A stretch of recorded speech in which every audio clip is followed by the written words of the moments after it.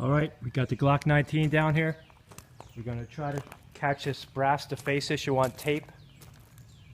I have the number 336 ejector and the stock extractor. Less than, well, an average of 2,500 rounds through the gun. And we're going to see what we can catch on film. I cannot just dump the mag here. They have a strict policy. It is 1 second between rounds, so we'll stay in guidelines and hopefully catch one of these or a couple of these things on tape. Here we go. I'm purposely stiffing it, holding it as tight as I can, make sure there's no limp wristing involved, and here it goes.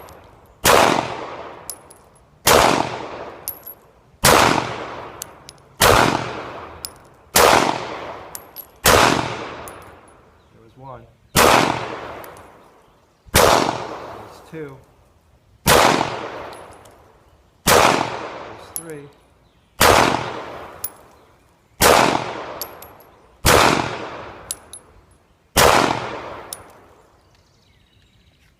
Well, we caught three. Hopefully we picked it up on camera.